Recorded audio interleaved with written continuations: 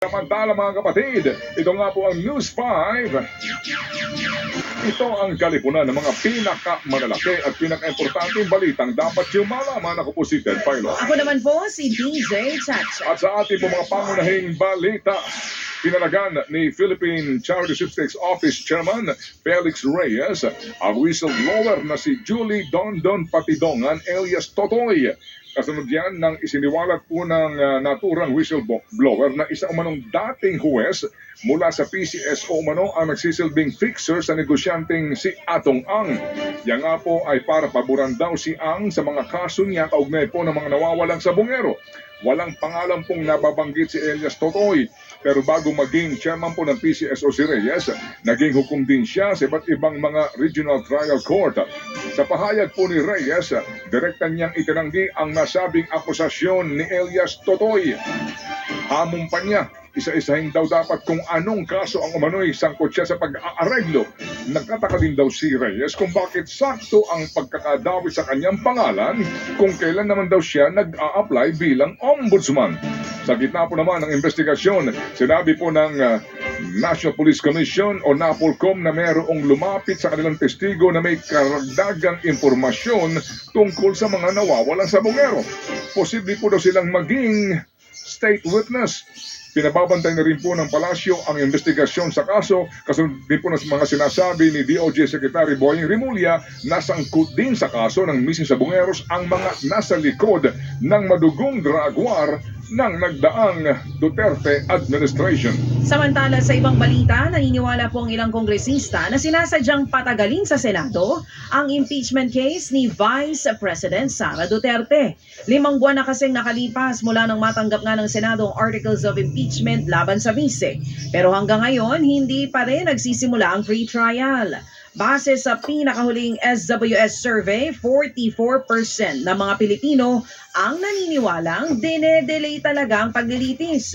Bagay na sinang-ayunan din ng ilang kongresista dahil tila dinidribble na lang daw ng Senado ang impeachment case. Sabi ng Akbayan Party List, malinaw na paglabag sa konstitusyon ang ginagawa ng Senado.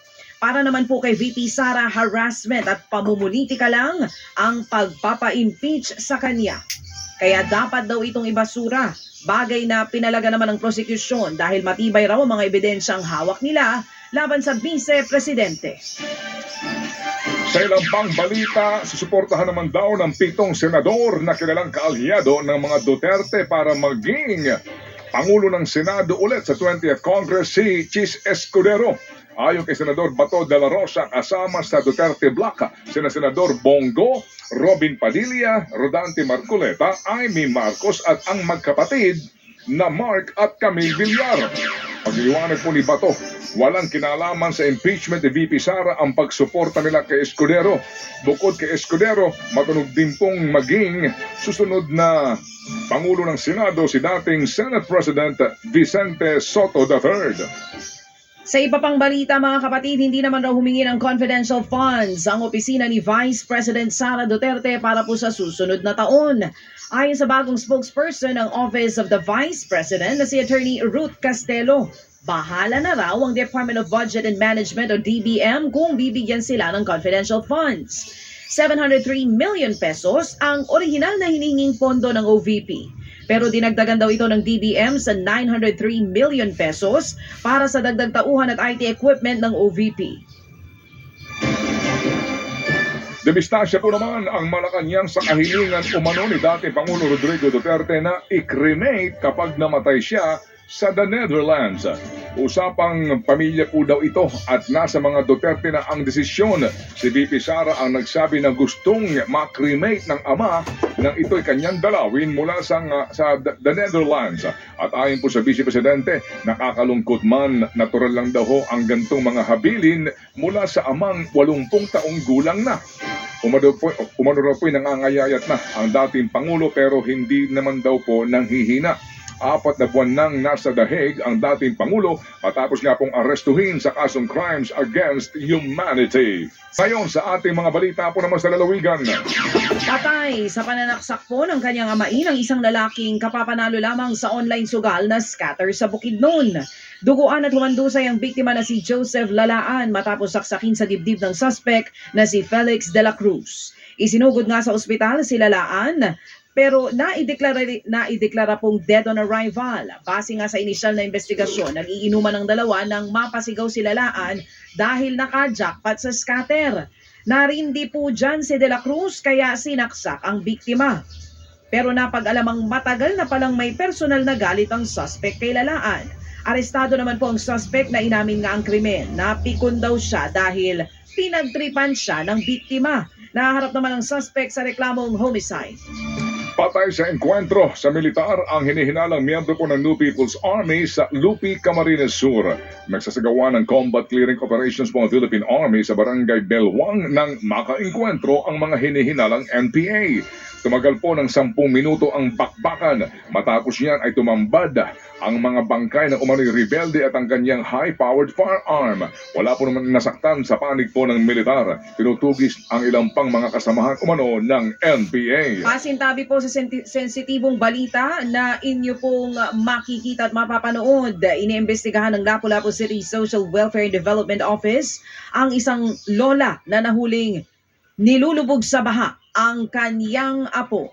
Sa viral video, makikitang inilulubog ng lola ang batang lalaki sa abot bewang na baha sa barangay Gunob. Ayon po sa Lapu-Lapu CSWDO, maruso pa nangyaring insidente at kamakailan lamang kumalat sa social media. Lumalabas na napagalitan ng lola ang kanyang apo na lumangoy daw noon sa baha kahit pinagbawalan niya ito. Nakausap na ng Lapu-Lapu City Social Welfare and Development Office na iginiit na dinidisiplina lamang ni lola ang bata. Nangako po ang lokal na pamahalaan na magpapaabot ng anumang kakailanganing tulong sa bata at iimbestigahan kung may nangyayari nga bang child abuse. Patay ang backride habang sugatan po ang rider mismo ng motorsiklo na nasalpok ng kotse sa Lubao, Pampanga. Sa video kita pong nakahinto ang motorsiklo na tatawid sa intersection. Maya-maya lang biglang dumating ang mabilis po ang takbo na kotse at binangga ang motorsiklo. Tumilapon ang mga nakamotor, pati ang helmet ng angkas at ilang pang parte ng motor. Sinampahan na po ng kaukulang reklamo ang driver ng kotse. Sapol din sa video kung paanong nahablutan ng cellphone ng isang bata dyan po sa Cebu City. Naglalaro ng cellphone sa barberya ang bata ng lapitan ng suspect. Nang makatsyempo, biglang hinablot ng kawatan ng gadget. Naiyak na lang at nagsisigaw ang 6 na taong gulang na bata. Pinaghahanap na ng mga otoridad ang suspect na kitang-kita po ang mukha sa CCTV. Ay talaga naman. Nabalita po naman na pang-consumer at kalakalan mga kapatid. Tinatawag nga po ni US President Donald Trump ng 20% tariff rate ang Pilipinas. Sa liham po na ipinihatid ni Trump kay Pangulong Bongbong Marcos Jr., sinabi niyang matagal nang hindi patas ang kalakalan sa pagitan po ng dalawang bansa. Dahil dito gagawin na mas mahal ang buwis na kailangan pong bayaran para sa mga ipapasok na mga serbisyo at produktong gawang Pilipino sa Amerika. Itong nakaraang taon ay umabot po sa halos $5 bilyon ang trade deficit sa pagitan po ng Amerika at ng Pilipinas. Epektibo ang bagong taripa simula August 1. Magpapatupad naman ang dagdag singil sa petrolyo ang Caltex po ngayong araw. Kung magpapakarga po kayo sa Caltex ngayong umaga, mayroon po itong patong na 25 sentimos kada litro ng gasolina. 50 sentimos naman po ang dagdag singil sa diesel at 30 sentimos sa kerosene. Halos binawi lang ng Caltex ang 20 sentimos kada litrong rollback sa gasolina nitong Martes. Sa katunayan, mas malaki pang dagdag singil kaysa sa 15 sentimos na rollback sa diesel at 25 sentimos na rollback naman sa kerosene. Oh, wala sinasabi dito kung anong dahilan. Teka, pero akala ko bababa ang presyo daw. Yun ang forecast. Yun ang akala mo. Maling akala, Chacha. Oo. Inaprobahan po naman ng Sugar Regulatory Administration ang importasyon ng halos kalahating milyong metriko tonelada po ng refined sugar ngayong taon. Nasa 424,000 metriko tonelada ang maaaring iangkat na refined sugar. Inaasahan pong papasok ang mga ito sa bansa simula July 15 hanggang katapusan po ng Nobyembre. Gagamitin daw ang mga iaangkat na asukal bilang reserbang supply. Layo nitong tiyakin na sapat ang supply para nga sa konsumo at buffer stock. Inaprubahan naman po ng Pangulong Bongbong Marcos Jr. ang mga rekomendasyon ng Local Water Utilities Administration o LUA kasunod po ng isinasagawa nitong investigasyon sa inireklamong palpak na serbisyo ng Prime Water.